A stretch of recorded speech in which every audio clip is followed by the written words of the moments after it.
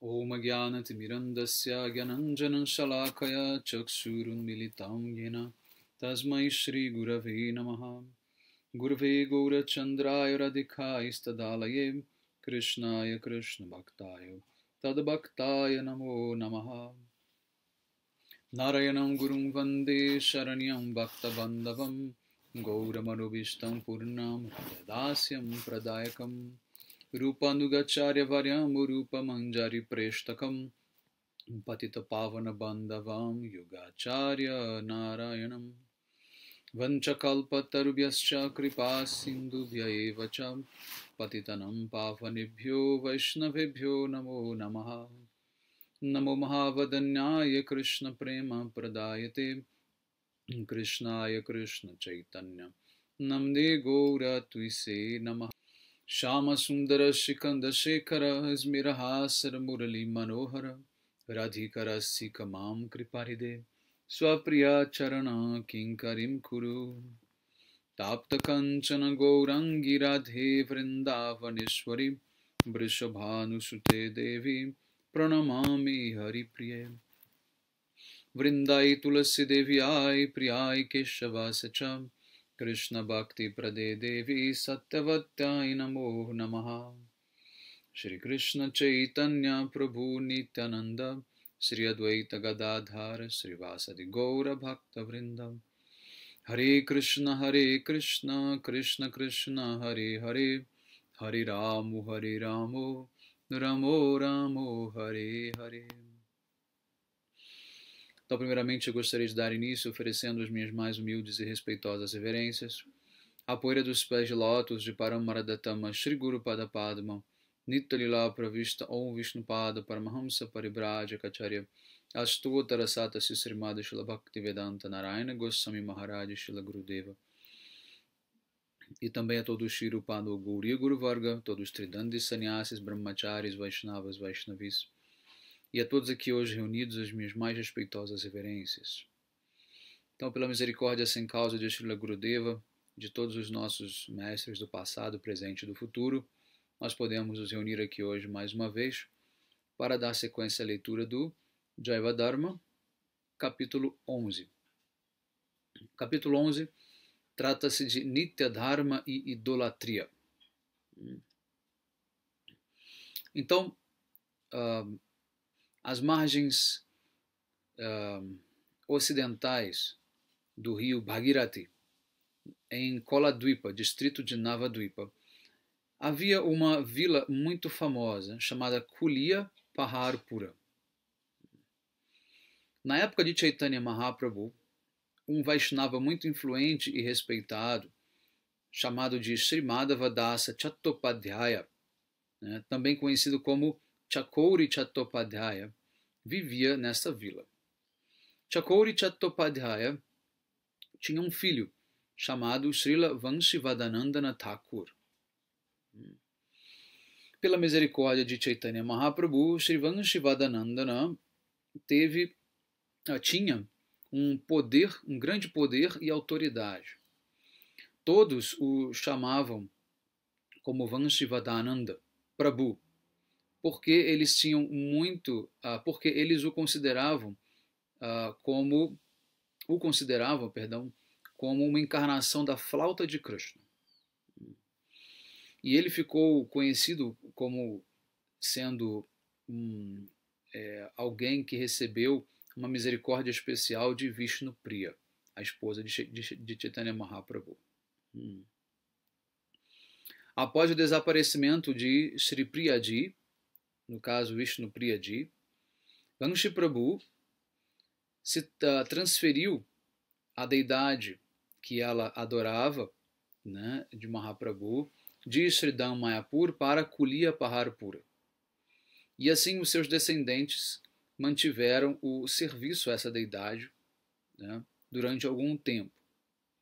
No entanto, quando os seus descendentes conquistaram a misericórdia de Sri Janavamata e foram de Kulia para Sripat Bhaganapara, a adoração da deidade foi mantida em Kulia pelos servos de Malancha.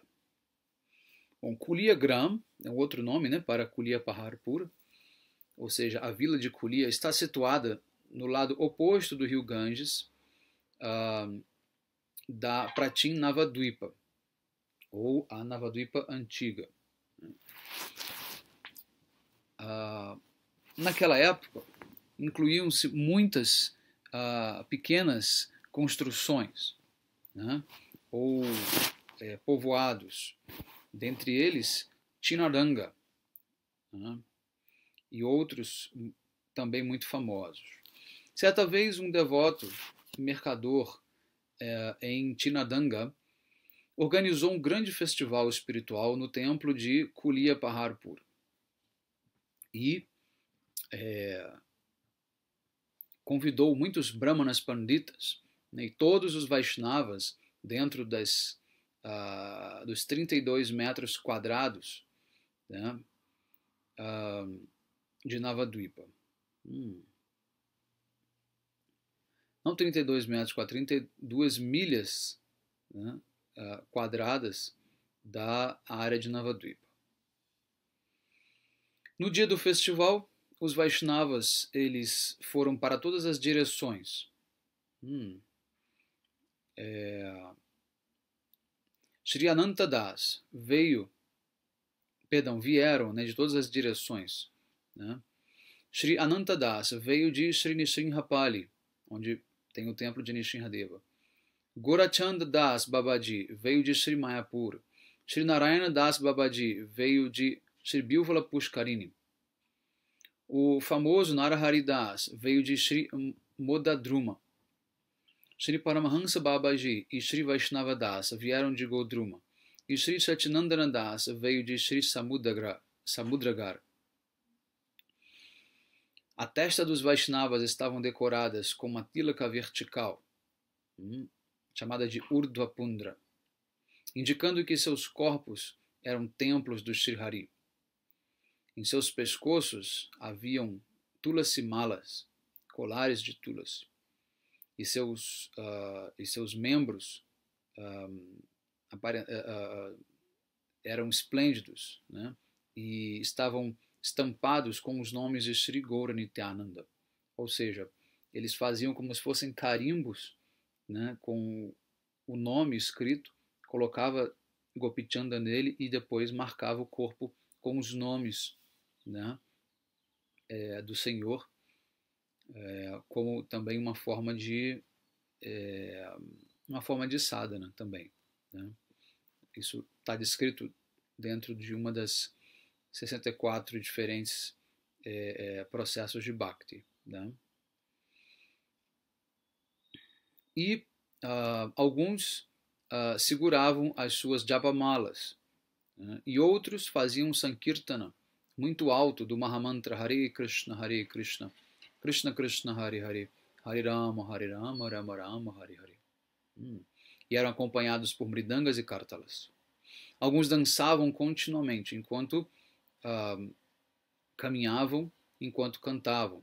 Shri Krishna Chaitanya Prabhu Nityananda Shri Advaita Gadadhara Srivasadi Gaura Bhakta Vrinda. Nos corpos desses muitos Vaishnavas podíamos ver manifestações externas de êxtase, como correntes de lágrimas e pelos arrepiados. Enquanto eles choravam, né,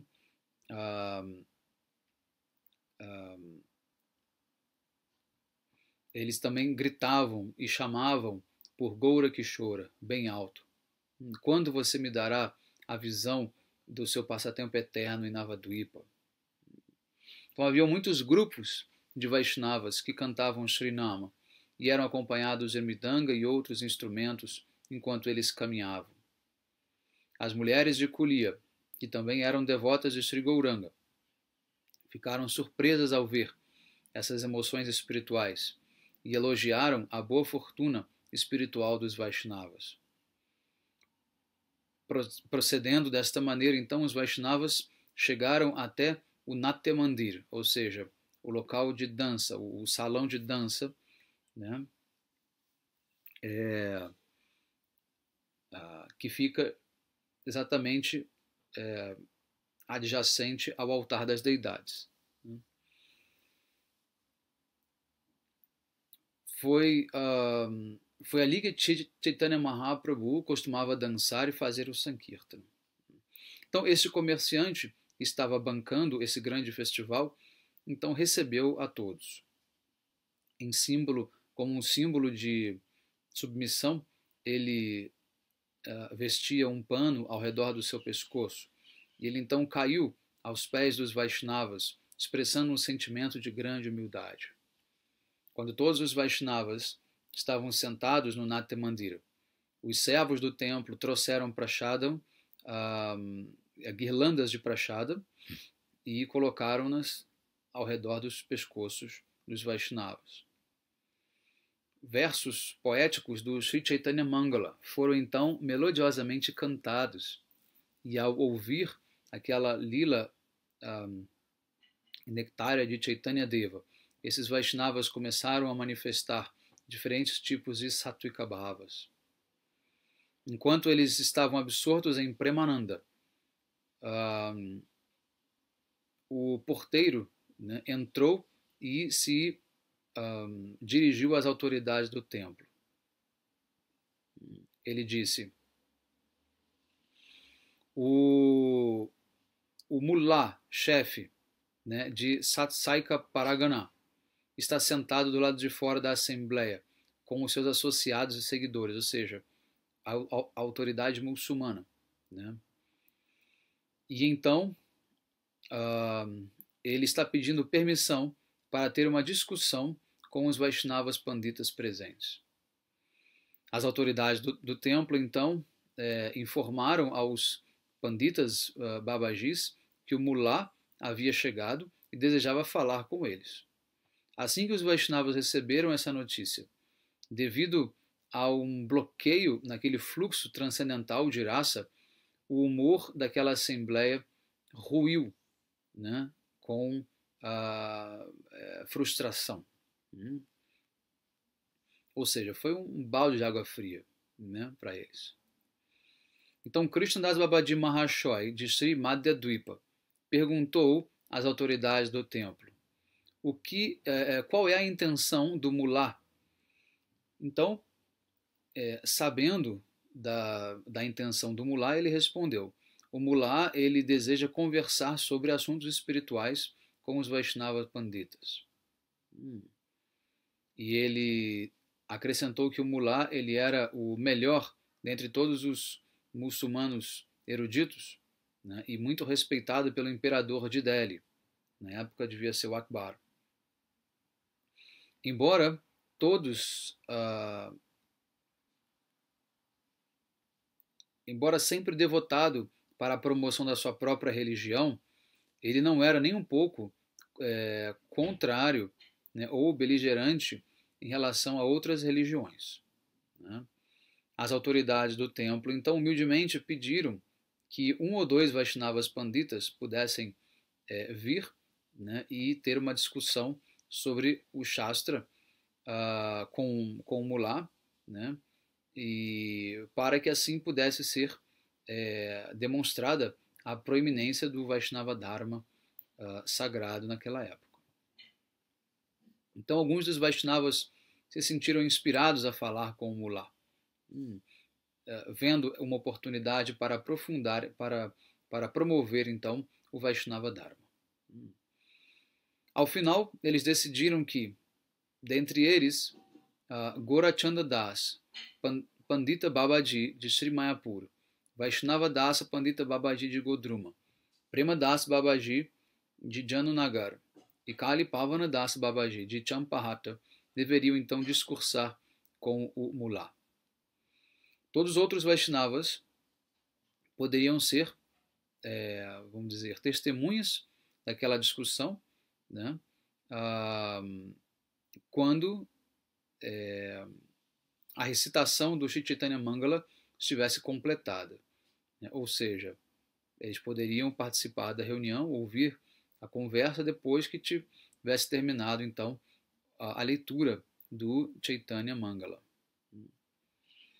Ao ouvirem essa decisão, os 4 babajis gritaram Jai Nityananda. E, seguido pelo Mahamantra, dentro daquele grande espaço, e seguiram então o Mahanta, né, para o pátio do lado de fora do templo. Então, Mullah e os seus companheiros estavam sentados no pátio, debaixo de uma árvore, uma figueira de bengala, né, numa sombra bastante fresca. Quando eles viram então os Vaishnavas se aproximando, o Mullah e os seus companheiros se levantaram cordialmente para recebê-los. Sabendo que todas as divas são servas de Krishna, os Vaishnavas então ofereceram Dandavat Pranams aos muçulmanos, em retorno, né, ao que os muçulmanos fizeram, mas a reverência deles foi para Sri Vasudeva, ou seja, Krishna situado no coração do Mullah e dos seus associados, mas não a personalidade mundana do Mullah em si, ou seja, eles ofereceram reverências a Paramatma no coração de Mullah, mas não ao Mullah em si, né? Então, dessa maneira, todos depois se sentaram.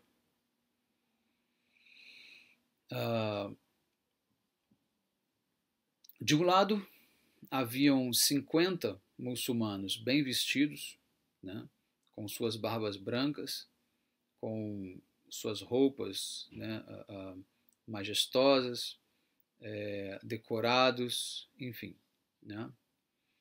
E do outro lado haviam 4 Vaishnavas de aparência divina, né, sentados num humor de humildade. Com uma grande ansiedade, muitos hindus vieram também sentar atrás deles para ouvir. E muitos outros se juntaram também, né, sentando-se ao redor. Pandita Gaurachandra foi o primeiro a falar, né? Ele então perguntou: ó grandes almas, vocês convocaram estas pessoas insignificantes, né? Não, por que vocês convocaram pessoas tão insignificantes como nós para falar? Então um mullah respondeu: Salam, nós desejamos fazer algumas perguntas. Então Pandita Gaurachandra disse: que conhecimento nós poderíamos ter que possivelmente poderia responder às suas questões eruditas? Então o mullah disse: cheguem mais próximos. O mullah então chegou um pouco mais próximo e disse: irmãos, os devas e devis que são adorados pela sociedade hindu são adorados pela sociedade hindu desde tempos muito antigos. Agora nós vemos que o nosso Corão Sharif, né, que Allah é apenas um e não 2, e que ele não tem forma. É uma ofensa fazer uma imagem de Allah e adorá-la. Eu não tenho nenhuma dúvida quanto a isso. E eu consultei muitos brahmanas panditas, né, na esperança de que eles pudessem me explicar, né, essas diferenças entre, né, o hinduísmo e o islamismo. Então aqueles panditas responderam que Allah, ele de fato não tem forma. No entanto,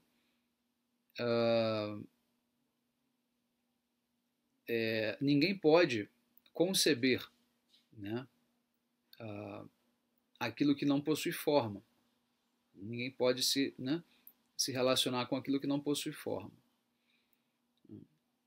Então, portanto, você tem que criar uma forma imaginária de Allah e meditar sobre ela para adorá-la desta maneira. No entanto, eu não fiquei satisfeito com essa resposta. Porque criar uma forma imaginária de Allah seria um trabalho de Satanás. isso seria conhecido como Bhut. Bhut seria um fantasma. Isso é completamente proibido de ser adorado. Então, longe de querer satisfazer Allah, tal adoração iria fazer com que nós estivéssemos sujeitos às suas punições. Nós ouvimos que um preceptor original, que o seu preceptor original, o Sri Chaitanya Deva, né, corrigiu as falhas do Dharma hindu, né, mas ainda assim a sampradaya dele promovia a adoração de formas materiais. Nós gostaríamos de saber por que os Vaishnavas, né, ainda não abandonaram a adoração dessas formas materiais. Muito embora vocês sejam peritos nas conclusões das suas escrituras. Então, os Vaishnavas Panditas, eles ficaram surpresos com a pergunta desse mulá, né? Eles então declararam: Pandita Gorachanda Mahashai, por favor, dê uma resposta satisfatória para a pergunta do mulá. E o Pandita Gaurachandra então disse com muita gentileza: como vocês me ordenam, né? E assim ele procedeu para responder. Então ele disse o seguinte: aquele que ao qual você se refere como Allah, nós chamamos de Bhagavan, né? O Senhor Supremo, ele é um, mas ele pode ser conhecido por diferentes nomes, tanto no Corão quanto nos Puranas e em outros diferentes países e línguas. A primeira consideração é que o nome, né, que expressa todas as características do Senhor Supremo, né, deve ser dada mais importância. Por essa razão, nós temos uma grande estima pelo nome de Bhagavan, né? E esses nomes são Allah, Brahma e Paramatma. A palavra Allah se refere àquele ser que não tem ninguém superior a ele. Mas nós não consideramos que a sua grandeza ou supremacia seja a sua característica máxima. Ao contrário, a característica que invoca a sua grandeza no nível máximo, né, e também a sua doçura, né, é que devem ser consideradas com mais ênfase. Aquilo que é extremamente inspirador, aquilo que é extremamente glorioso, inspira um tipo de maravilhamento, né? Mas aquilo que é infinitesimal, né, é o oposto daquilo que é grandioso, né? E inspira um outro tipo de maravilhamento ou encantamento, né? Assim, o nome Allah não expressa a realidade mais elevada desse encantamento, porque ele expressa a sua grandiosidade, mas não a sua, vamos dizer, difícil de traduzir aqui do inglês, minuteness. Bom, o dicionário diz que é minúcia, né? Ou seja, o seu aspecto infinitesimal, a gente pode dizer, né? Pequeno, né? Ou seja, por outro lado, a palavra Bhagavan implica todo tipo, né? Significa todo tipo de encantamento imaginável que Bhagavan pode ter. Então, veja bem, qual foi a primeira análise que ele fez aqui? Foi da palavra Bhagavan e da palavra Allah. Então, Bhagavan, ele diz que Bhagavan é aquele que possui todas as qualidades no nível máximo, né? Tanto de grandiosidade quanto de minúcia. Tá? Só que a palavra Allah se refere apenas àquele que não tem um superior, né? Aquele que é o maior de todos, o grandioso no aspecto de grandeza. né, no aspecto de, vamos dizer, de, de grandiosidade, né, em tamanho mesmo, né, em potência, né, mas não em relação àquele que pode ser o menor de todos. Então, Paramatma é o menor dos menores, né? Então, dessa maneira, ele já fez essa primeira comparação. Então, vamos continuar aqui. A primeira característica de Bhagavan é ter uma opulência completa e plena, que se refere ao limite máximo de sua grandeza e de sua minúcia. A segunda característica é que ele é muito poderoso, porque ele possui todas as Shaktis. Ele é Sarva Shaktimata.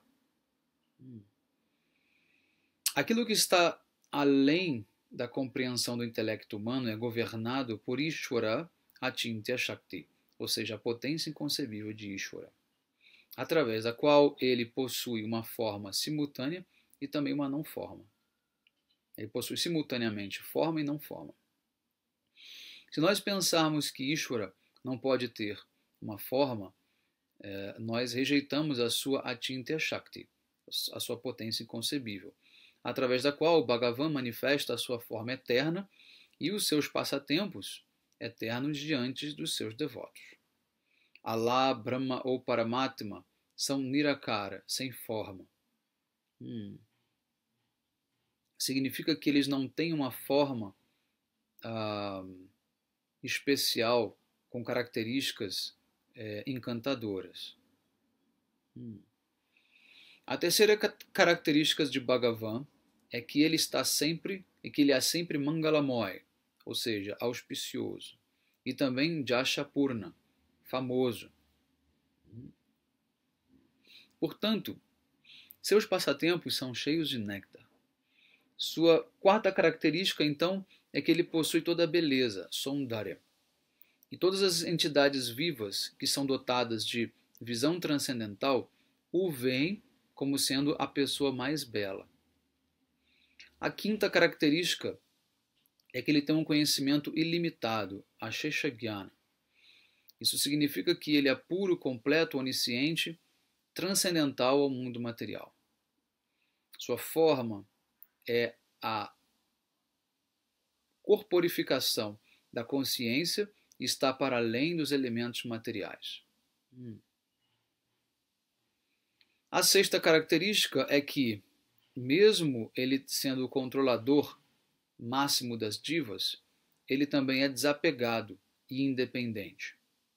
Então, essas são as 6 principais características de Bhagavan. Bhagavan possui 2 manifestações: o seu aspecto de Aishwarya, majestade, e o seu aspecto de Madhurya. A sua Madhurya é uma manifestação, né, através da qual ele se torna o melhor amigo das divas. E ele é uma personalidade conhecida como Krishna ou Chaitanya, que é o Senhor dos corações. Você disse que a adoração de alguma forma imaginária do Senhor é a adoração de uma forma material. E nós também concordamos com isso. Né? Do árabe, Bhut Parashta. Do sânscrito é Bhut Puja, adoração de formas materiais. O Dharma dos Vaishnavas é adorar aquela deidade que é eternamente consciente e que é a forma de Bhagavan. Portanto, a idolatria não é uma parte da doutrina dos Vaishnavas. Idolatria significa o quê? Adorar imagens materiais. Então, devemos entender claramente que a adoração dos Vaishnavas é de deidades e não de ídolos. Não é uma idolatria, é uma adoração. Então, ninguém pode proibir, né, a adoração de uma deidade simplesmente porque algum livro proíbe a idolatria. Então, tudo depende da qualidade da fé que existe no coração do adorador. Então, o que ele diz? Ele diz o seguinte: olha, realmente a gente concorda com você. Os Vedas também dizem que nós não devemos fazer idolatria, mas adorar a imagem de Bhagavan não é idolatria. Então já é mais uma, né, a diferenciação que ele faz. Então ele continua.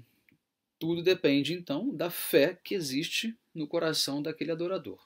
Né? Quanto mais o coração dessa pessoa transcende a influência da matéria, mais competente ele se torna para adorar a forma pura da deidade.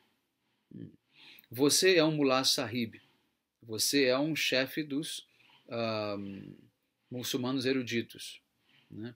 E o seu coração pode estar livre de toda a influência material, mas o que você dirá sobre os seus próprios discípulos que não são tão versados quanto você? Os corações deles estão livres de todo tipo de pensamento material? Então, quanto mais alguém está absorto em pensamentos materiais, mais ele ficará implicado na adoração de objetos materiais. Embora ele possa dizer que o Senhor não tem forma, o seu coração está cheio de pensamentos sobre a matéria. E é muito difícil para as pessoas, de modo geral, adorarem uma forma pura de Deus. Por quê? Essa adoração ela é estritamente baseada numa qualificação pessoal. Em outras palavras, apenas aqueles que se elevaram para além da influência da matéria podem transcender os pensamentos da forma material. Eu, sinceramente, então, peço que vocês considerem este assunto com muito cuidado. Então, assim termina a resposta do Gorachanda. Tá? Então, o Mullah agora vai continuar a sua entrevista, vamos dizer assim, né? E a gente vai continuar na nossa próxima aula. Então, bom dia a todos, Hare Krishna, Vanchakalpatarubhyascha kripa sindhubhya eva cha patitanam pavanebhyo vaishnavebhyo namo namaha.